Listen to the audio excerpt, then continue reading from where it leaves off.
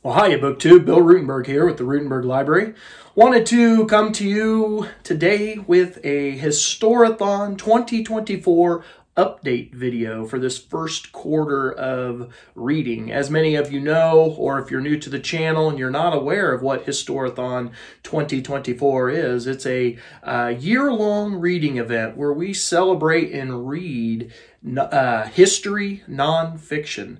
And we have put this we did this last year. We split the year into quarters, so 3-month increments, and each 3-month increment has a time frame that we cover in history, and we try to keep our gear our reading towards that time frame, so that if you are in the Discord or the Voxer group, you can have a pretty good conversation about the books that you're reading, and maybe get some ideas for new reads with that, whatever topic it is you're talking about.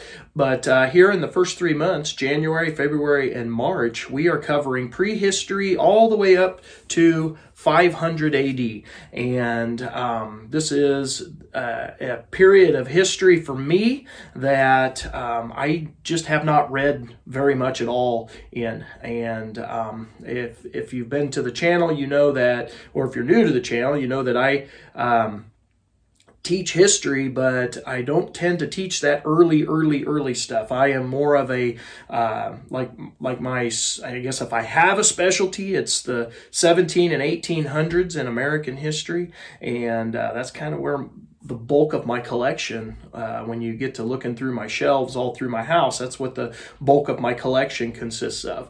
And so this early stuff is all brand new for me. So anyway, I wanted to tell you about what I have finished, because here we are at the end of the second week of Historathon 2024, this first quarter, that we're at the end of the second week, and I have finished 2 works of history here, and I am trying to figure out what's going to be my next read. So let me tell you the 2 books that I did finish. So the first one that, and I did not show this one in my announcement video when I was giving books I'm going to try. I gave 3 titles that I was going to read. This was not one of the 3 because my wife and my daughter and I went to the library a couple days later, and I found this. And so this was not in the original stack. So I'm going to go ahead and start with that. And it is How Do We Look by Mary Beard.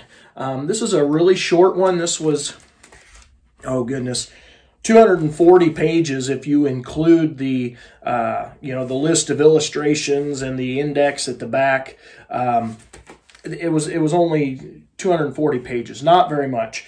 And I really enjoyed this.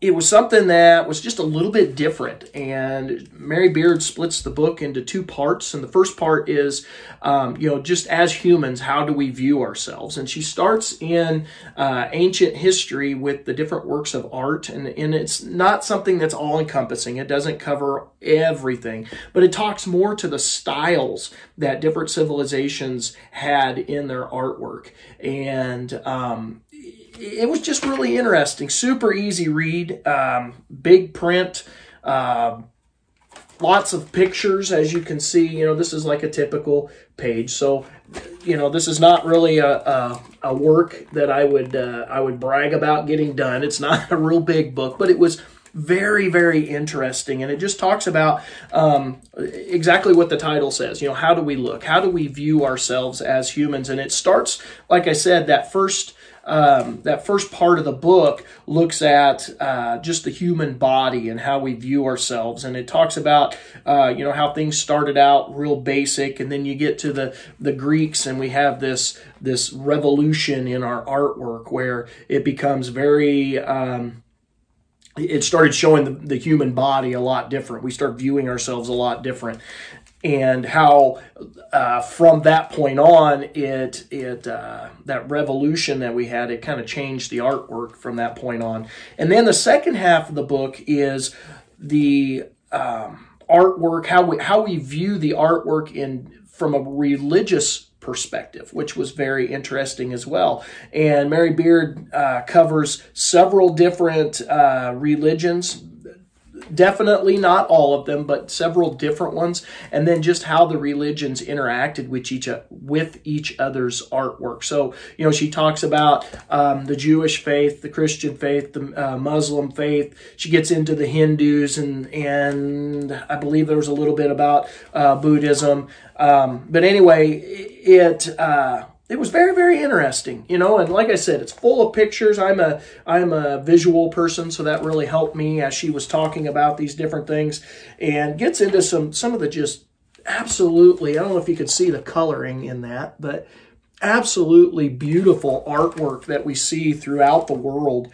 And then in some of the different religious buildings, whether it's a church, a synagogue, a temple, a mosque, you know, that so many different, you know, types of religious buildings out there, but it covers a wide range, I guess is what I'm saying.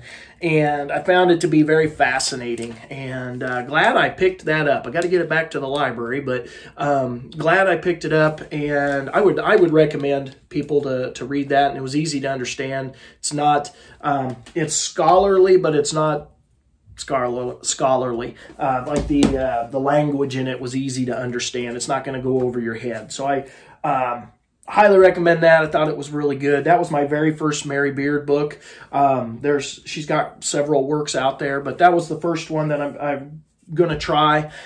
I don't know if I'll get to SPQR. I'm going to try. It was not at the library. That was actually the original work I was going to try to pick up when we went to the library. It wasn't there, and that was, so I picked it up. That was a good choice. The next one that I finished for first quarter Historathon, I finished yesterday, and this is The Shortest History of China, From the Ancient Dynasties to a Modern Superpower, a Retelling of Our Times by Linda Javen. I liked this book. It doesn't go into a ton of detail because, as you know, when you're talking the history of China, that is a very big chunk of time. So if you're going to do that in a book this size, you're never going to get any detail, like super minute details. But she does hit, you know, for somebody like me who is not a, you know, a Chinese historian, you know, somebody who's really into Chinese history, or I'm not well read. How about I put it that way? I might be getting more into Chinese history though, because it was very interesting. And anyway, for somebody like me, this was a really good, just brief overview to give you a taste of just a little bit of this and a little bit of that as you go through the timeline. And she goes through the different dynasties that we find in China, the different accomplishments, the major accomplishments that we find in those dynasties. You know, so your basics like the Great Wall, let's see, and then it talks about the major rulers and the different migrations of peoples and the invasions. And so, you know, it gets into the 4 great inventions. It talks about the naval history of ancient China, how it was once one of the best in the world at one time before the ideology of isolationism hit. It gets into, oh goodness, just the spice trade, stuff like that. It gets in, and then in the second half of the book, it obviously, you know, as it moves towards modern day, it talks about the impact of Mao and the current administration that is ruling China at this point, and just very interesting. I would not recommend this if you're looking for like a ton of detail, but if you're looking just for an overview that would give you different how do I want to say, you know, just different things that that might springboard you into, you know, different other topics to look up. That would be good. This would be good for that. So enjoyed that. I thought that was pretty good brief overview. Another thing that I really liked about this, while I've got this open, is at the beginning it talks about the language of the Chinese, and I thought that was pretty interesting. I mean, it doesn't spend like a ton of time, but if you're like me and you see foreign names, and I know there's a lot of people out there, sometimes they see foreign names and then they go away from that work of history just because of the names alone. This does a really good job of explaining how to pronounce the different names, and I've already decided I'm going to use this to I'm going to create a poster for my classroom when we're doing in my world history class, when we're doing the chapter over China. It gives you, I'm going to create a poster that gives you the insight into how to pronounce those different words, and it's going to be very helpful. Anyway, I'm kind of just going on and on, but it's going to be very helpful for me. So here's my next dilemma that I need your help with, and I would like you to help me with this by leaving a comment or your opinion down in the comments section below. I'm trying to figure out which book I want to pick up next. So I have a fiction book that I'm going to get finished up in the next day or two before I move on to my next Historathon 2024 book.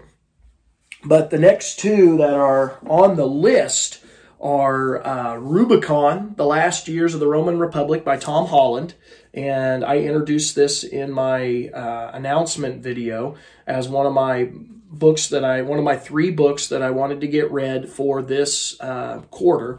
So Rubicon, and then I found my copy that I did not have for my announcement video because I couldn't find it. It wasn't at school. It was actually upstairs on the bookshelf. I scanned over it. But it's The Other Greeks, The Family Farm and the Agrarian Roots of Western Civilization by Victor Davis Hanson. So that's the other one that I have planned for the first quarter of Historathon. So my question to you, BookTube, is which one should I read first? I'm going to end up reading both of them, or I'm going to try to anyway. But which one should I read first? Please put your vote down in the comments section below and let me know. And I will, I'll give it a couple days and then I'll go by that. So those are the next two that I've got coming up. And then I was looking on my shelves after I made my announcement video, and I found some books. And then I also had been to the bookstore and I picked up a couple of volumes.